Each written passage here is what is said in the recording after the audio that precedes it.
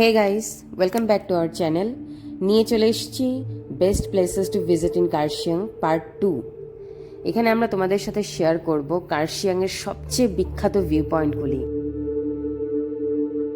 কার্শিয়াং এসে যদি এই ভিউ পয়েন্টগুলো দেখা না হয় তাহলে কিন্তু কার্শিয়াং ঘোরা অসম্পূর্ণ থেকে যাবে। প্রতিটা ভিউ পয়েন্ট কোথায় রয়েছে, কিভাবে আসলে সুবিধা হবে, পার্কিংয়ের সুবিধা আছে কিনা, সেই সব কিছুই কিন্তু আমরা তোমাদের সাথে এই ভিডিওটিতে শেয়ার করব। আর সেই ইম্পর্টেন্ট টিপসগুলো যদি তোমরা মিস করতে না চাও তাহলে কিন্তু আমাদের সাথে থাকতে হবে ভিডিওটির শেষ পর্যন্ত। তাহলে আর দেরি না করে চলো শুরু করা যাক।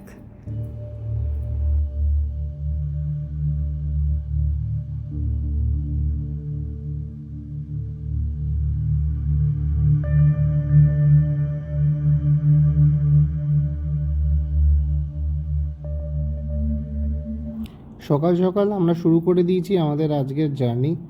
আর এখন আমরা চলেছি আমাদের লিস্টের প্রথম view point Eagles crag. Eagles crag যেতে হলে তোমাদের কিন্তু কার্শিয়াং রেলওয়ে স্টেশনের পাশের এই রাস্তাটি নিতে হবে, এবং যেটা লোকাল মার্কেট থেকে একটু ভেতরের দিকে ঢুকে গেছে। লোকাল মার্কেট থেকে ইগলস ক্র্যাগ তোমরা কিন্তু চাইলে হেঁটেও যেতে পারো, কারণ কার্শিয়াং রেলওয়ে স্টেশন থেকে ইগলস ক্র্যাগের দূরত্ব মাত্র 1 কিলোমিটার।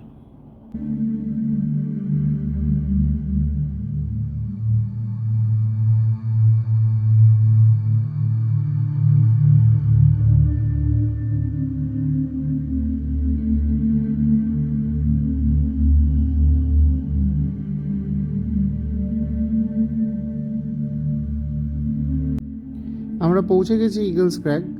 ভেতরে ঢোকার মেন গেটের সামনেই কিন্তু গাড়ি পার্কিংয়ের জন্য অনেকটা খোলা জায়গা আছে। আর এখানে একজন দাদা এখানে দাঁড়িয়ে কন্টিনিউয়াসলি কিন্তু সব গাড়িকে গাইড করছে পার্কিং করতে। তাই গাড়ি নিয়ে আসলে এখানে কিন্তু পার্কিংয়ের অসুবিধা হবে না। পার্কিংয়ের পাশে চওড়া সিঁড়িটা উঠে গেছে মেন গেটের ভেতর দিকে।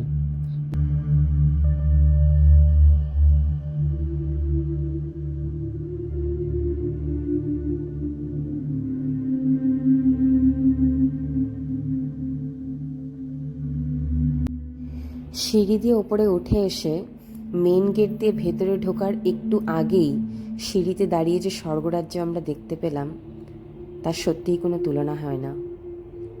মন বলে এই জন্যেই তো বারবার পাহাড়ে ছুটে আসা। মেন গেট দিয়ে ঢুকে ঠিক পাশেই রয়েছে টিকিট কাউন্টার, যেখান থেকে টিকিট কাটলে তবেই শুধুমাত্র তোমরা ভেতরে ঢুকতে পারবে। টিকিটের দাম রয়েছে পার পার্সন মাত্র 10 টাকা। টিকিট কেটে ভেতরে ঢোকার আগে এই নিয়মাবলীগুলো কিন্তু পড়তে ভুলে যেও না, কারণ এই অনেক কিছুই কিন্তু স্ট্রিক্টলি এখানে প্রহিবিটেড আছে, যেগুলো তোমাদের মাথায় রাখতে হবে।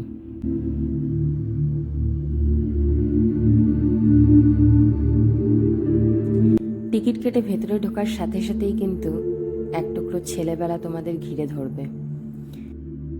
এটি আসলে একটি থিম পার্ক, যেখানে তোমরা পুরো পরিবারের সাথে এমনকি বাচ্চাদের নিয়েও সময় কাটাতে পারো।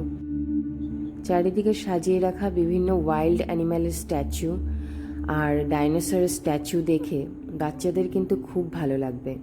আর তার সাথে রয়েছে পাহাড়ের অপূর্ব দৃশ্য। এর ভেতরেই একটি টাওয়ার রয়েছে, যার ওপরে উঠলে তোমরা দেখতে পাবে চারিদিকে রয়েছে সবুজে ভরা প্রাকৃতিক পরিবেশ আর সামনের দিকে বিশাল হিমালয়ান রেঞ্জ। এখানে কিন্তু মেইনলি সানসেট দেখতে আসে সবাই, কিন্তু আমরা যেহেতু সকালবেলা এসেছিলাম তাই সানসেট আমরা দেখতে পারিনি, কিন্তু তবুও এই দৃশ্য দেখেই আমাদের মন প্রাণ জুড়িয়ে গিয়েছিল।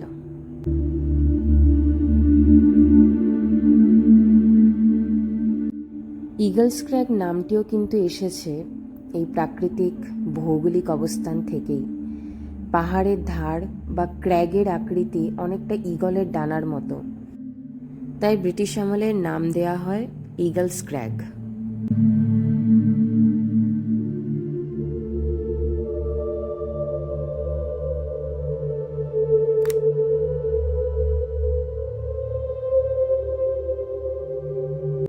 হাঁটতে হাঁটতে আমরা পার্কের একটি অন্য প্রান্তে চলে এসেছি।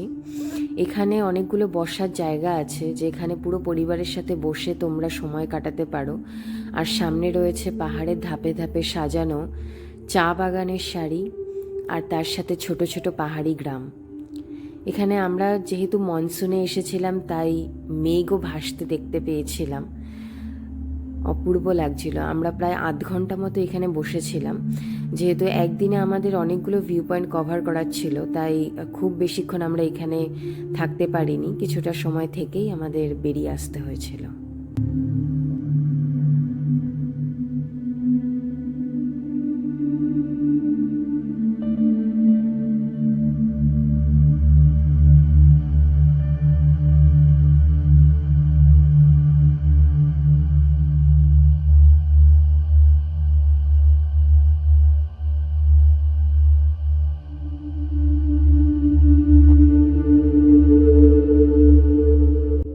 ইগলস ক্র্যাক দেখা শেষ করে আমরা চলে এসেছি কার্শিয়াংয়ের আরও একটি বিখ্যাত ভিউ পয়েন্টে, যার নাম গিদ্দা পাহাড় ভিউ পয়েন্ট। এই যে অসাধারণ পাহাড়ের সারির ভিউয়ের সাথে রাস্তাটি নিচের দিকে নেমে যাচ্ছে, এইটি ভিউ পয়েন্টের একদম পাশেই রয়েছে। এখানে চা বাগান ও পাহাড়ের দৃশ্য দেখতে দেখতে তোমরা নিচের দিকে হাঁটতে হাঁটতে নেমে যেতে পারো। আমরাও ভিউ পয়েন্টে ওঠার আগে এখানে অনেকটা সময় কাটিয়েছিলাম। তোমরা যদি গাড়ি বুক করে আসো তাহলে কিন্তু এই গিদ্দা পাহাড়ে তোমাদের কোনো অসুবিধা হবে না, কারণ এই রাস্তার ধারে সহজেই গাড়ি পার্ক করে রেখে তোমরা এখানকার ভিউ এনজয় করতে পারো।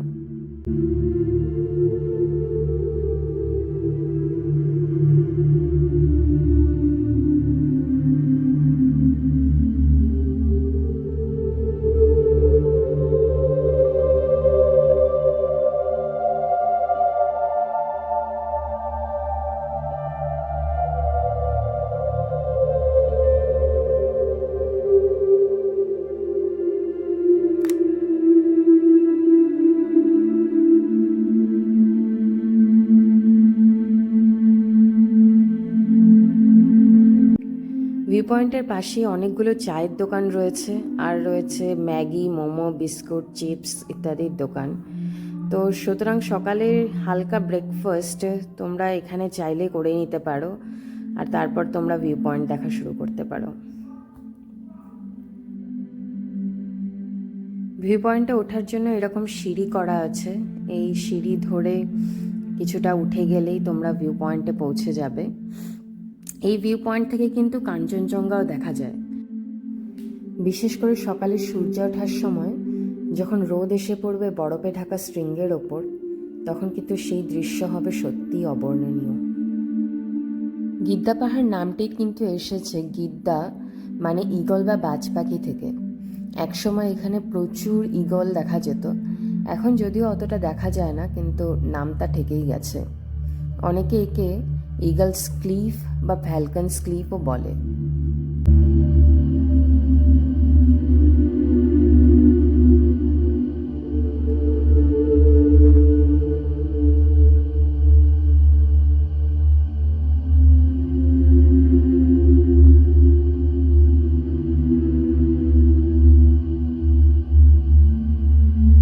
ভিউ পয়েন্ট দেখেই আমরা চলে এসেছি নেতাজি মিউজিয়ামে, যেটি রয়েছে গিদ্দা পাহাড়ের একদম 100 মিটারের মধ্যেই।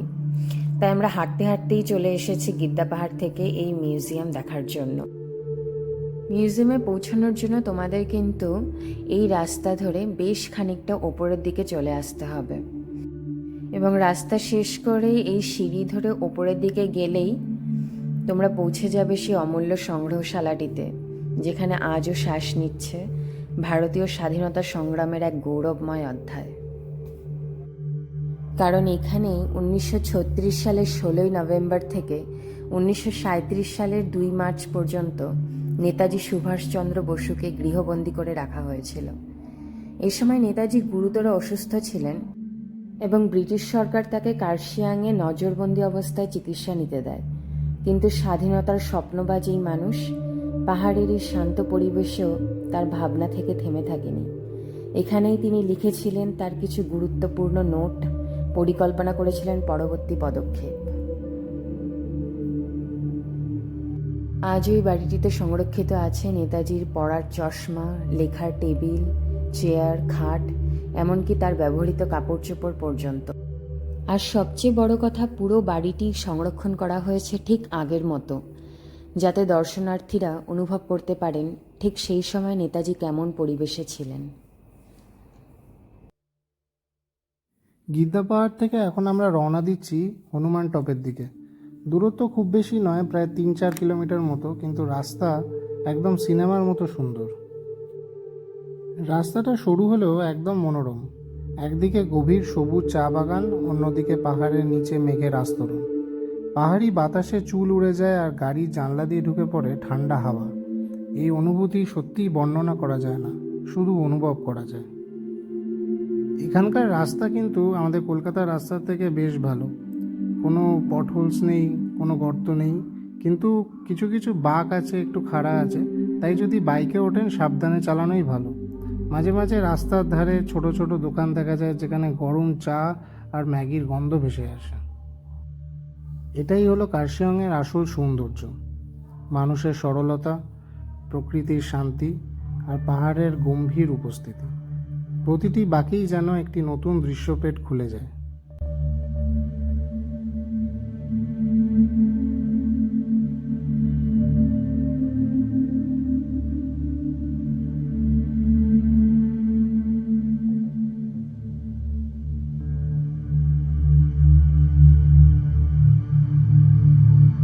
দেখুন, আমরা ধীরে ধীরে উঠছি ওপরের দিকে, আর এখান থেকেই দূরে চোখে পড়ছে সেই উঁচু লাল রঙের হনুমানজির মূর্তি, যেন পাহাড়ের মাথায় দাঁড়িয়ে শহরটিকে আশীর্বাদ করছেন।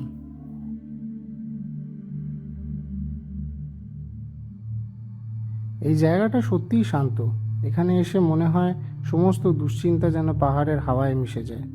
হনুমানজির মূর্তির সামনে দাঁড়িয়ে শুধু একটা কথাই মনে হয়, ভগবান আছেন, পাহাড়ের মতো দৃঢ় আর মমতাময়। এখান থেকে পুরো কার্শিয়ং শহর দেখা যায়, চা বাগান, রেল লাইন, ছোট ছোট ঘর, আর দূরে মেঘের ভেতর লুকিয়ে থাকা দার্জিলিং। সত্যি এই রাস্তাটা শুধু ভ্রমণ নয়, একটা অভিজ্ঞতা।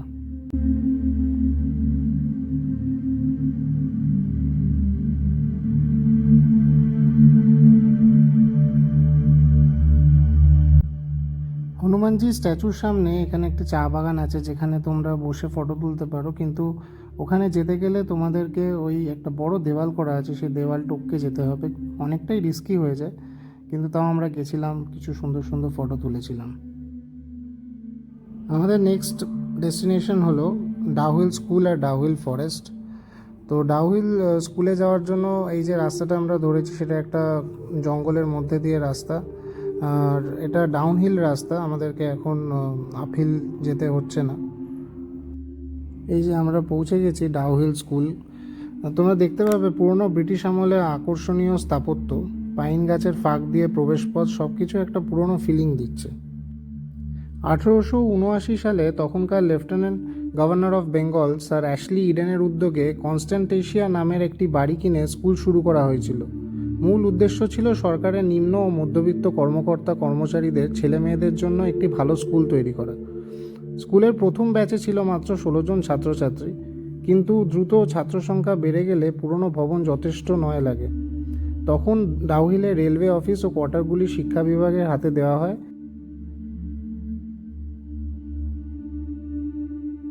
পরে নতুন ভবনে ছেলেদের জন্য ভিক্টোরিয়া বয়েজ স্কুল নামে একটি স্কুল খোলা যায় 3-4 বছর পর, আর ডাউহিলে আবার মেয়েদের স্কুল চালু হয়। এই স্কুল শুধু পড়াশোনা বা পুরনো ভবনই নয়, এখানে আছে কিছু রহস্যময় গল্প যা স্থানীয়দের মুখে মুখে ঘটে। চলে এসেছি পাইন গাছে ঘেরা কার্শিয়াংয়ের সেই অরণ্যে, যেখান দিয়ে হেঁটে গেলে তোমাদেরও শিরদাঁড়া বেয়ে নেমে যাবে ঠান্ডা হিমেল ভয়ের স্রোত। ডাউহিল ফরেস্ট, যার জন্য কার্শিয়াং বিশেষভাবে বিখ্যাত। দিনের বেলা এই জায়গাটা একেবারেই শান্ত, পাখির ডাক, বাতাসের শব্দ, দূরে পাহাড়ের কুয়াশা। কিন্তু সূর্য ডোবার পর থেকেই এখানকার পরিবেশ একদম বদলে যায়। পাহাড়ের মাঝে মাঝে পাইন গাছের ফাঁক দিয়ে হানা দেয় রহস্য ও ভয়ের হাতছানি। লোকে বলে এখানে একটি রাস্তা আছে যেটা সবাই ডেথ রোড নামে চেনে। এই রাস্তা ডাউহিল স্কুল থেকে লামাহাটা বন পর্যন্ত চলে গিয়েছে, আর সন্ধ্যের পর কোনো মানুষই আর যেতে চায় না এই পথে। আর শুধু তাই নয়, ভিক্টোরিয়া বয়েজ স্কুলের বন্ধ ঘরগুলো থেকে রাতে শোনা যায় ছেলেদের হাসির আওয়াজ, কখনো করিডোরে পায়ের শব্দ, যেন কেউ হেঁটে যাচ্ছে অথচ সেখানে কেউ নেই। অনেকে বলে এই বন ছিল একসময় ব্রিটিশদের সৈন্যদের কবরস্থান, আর সেই আত্মারাই নাকি এখনো ঘুরে বেড়ায় এখানে। কেউ কেউ আবার মনে করে এটা শুধুই কল্পনা, বরং প্রকৃতির অনুভূতির শব্দই আমরা শুনতে পাই, যা রাতের নিস্তব্ধতায় আরও ভয়াবহ হয়ে ওঠে। আজকের দিনে কিন্তু ডাউহিলে হাজার হাজার পর্যটক আসে। কেউ আসে ইতিহাস খুঁজতে, কেউ আসে রহস্যের টানে, কিন্তু এক জিনিস সবাই বলে, এই বন যতটা ভয়ঙ্কর ততটাই সুন্দর। দিনের আলোয় যখন সূর্যের কিরণ পাইন গাছের ফাঁক দিয়ে ঢোকে, তখন মনে হয় এটাই স্বর্গ। আমাদের নেক্সট ভিউ পয়েন্ট ছিল চিমনি। কার্শিয়ং শহর থেকে প্রায় 8 কিলোমিটার দূরে, পাইন ও চা বাগানের মাঝখানে এক শান্ত গ্রাম। এই জায়গাটির নাম শুনে অনেকেই অবাক হন। চিমনি মানে তো সাধারণত ধোয়ার পাইপ, তাহলে পাহাড়ের এই গ্রামটির নাম চিমনি কেন? এই নামের পেছনে আছে এক টুকরো ইতিহাস। শোনা যায় 1880 সালের দিকে ব্রিটিশাররা এখানে একটি বড় রেস্ট হাউস বানিয়েছিল। দার্জিলিং যাওয়ার পথে এখানে তারা বিশ্রাম নিতেন। সময়ের সঙ্গে সে ভবন ভেঙে গেছে, কিন্তু আজও দাঁড়িয়ে আছে সেই বাড়ির একটি মাত্র চিমনি, যা থেকে গ্রামের নাম হয়ে গেছে দ্য চিমনি। চিমনির সবচেয়ে সুন্দর দিক হলো এখানকার দৃশ্যপট। পরিষ্কার দিনে এখান থেকে দেখা যায় পুরো কার্শিয়ং শহর, দূরে দার্জিলিংয়ের পাহাড় আর মেঘের সাগর। এখানে বসে এক কাপ গরম চা হাতে নিলে মনে হবে জীবনের সব ব্যস্ততা যেন কোথাও হারিয়ে গেছে। Chimney heritage garden. হেরিটেজ মানে শুধু পুরনো নয়, এটা মানে ঐতিহ্য, স্মৃতি আর আমাদের অতীতের চিহ্ন। চিমনির এই পুরনো ইটগুলো শুধু ব্রিটিশ আমলের নয়, এগুলো আমাদের সেই সময়ের ইতিহাসের নিদর্শন, যা আজও এই পাহাড়ে জীবন্ত হয়ে আছে। আজকে এই জায়গাটা একেবারে বদলে গেছে। স্থানীয় প্রশাসন ও কিছু সংগঠনের উদ্যোগে তৈরি হয়েছে এই চিমনি হেরিটেজ গার্ডেন। সবুজ ঘাসে মোড়া মাঠ, রং বেরঙের ফুল সাজানো বাগান আর পাইন গাছের ফাঁক দিয়ে ছায়া, মনে হয় যেন এক টুকরো স্বপ্নের রাজ্য। এই গার্ডেনের মধ্যে দিয়ে সুন্দর একটা হাঁটার জায়গা করে দেওয়া হয়েছে। এই জায়গা দিয়ে হাঁটতে হাঁটতে তোমরা পৌঁছে যাবে এই গার্ডেনের একদম শেষে আর পাহাড়ের ধারে, যেখান থেকে তোমরা দেখতে পাবে উল্টো দিকে পাহাড়ের অপূর্ব দৃশ্য। চিমনির এই জায়গাটিতে বেশ কয়েকটি বসার জায়গা রয়েছে, যেখানে বসে বেশ খানিকটা সময় কাটিয়ে দেওয়া যায়। আমাদের মতো তোমরাও যদি মনসুনের সময় আসো, তাহলে দেখতে পাবে পাহাড়গুলোর মাঝে মাঝে টুকরো টুকরো সাদা সাদা মেঘ ভেসে ভেসে যাচ্ছে। হেরিটেজ মানে শুধু পুরনো নয়, এটা মানে ঐতিহ্য, স্মৃতি আর আমাদের অতীতের চিহ্ন। চিমনির এই পুরনো ইটগুলো শুধু ব্রিটিশ আমলে নয়, এগুলো আমাদের সেই সময়ের ইতিহাসের নিদর্শন, যা আজও এই পাহাড়ে জীবন্ত হয়ে আছে। এখানে বসে তুমি এক কাপ গরম চা খেতে পারো, আর চারপাশে শুনতে পারো শুধু বাতাসের শব্দ আর পাখির গান। কার্শিয়াংয়ের সাইট সিইং আমরা এখানেই শেষ করে ফিরে এসেছিলাম আমাদের হোমস্টেতে। যিনি আমাদের হোমস্টের ওনার ছিলেন, তার গাড়িটি কিন্তু আমরা সারাদিনের জন্য বুক করে নিয়েছিলাম সাইট সিইং করার জন্য। তো আমরা মোট 9টি সাইট সিইং করেছিলাম, 9টি ভিউ পয়েন্টে। তাই সেই 9টি ভিউ পয়েন্ট দেখার জন্য আমাদের থেকে চার্জ করা হয়েছিল 4000 টাকা। তোমরা চাইলে 6টা ভিউ পয়েন্টও দেখতে পারো। আজকের জন্য এইটুকুই। ভিডিওটি ভালো লাগলে লাইক করো, শেয়ার করো আর কমেন্টে জানিও তোমার প্রিয় পাহাড়ি জায়গার নাম। আর চ্যানেলটি সাবস্ক্রাইব করতে ভুলো না যেন।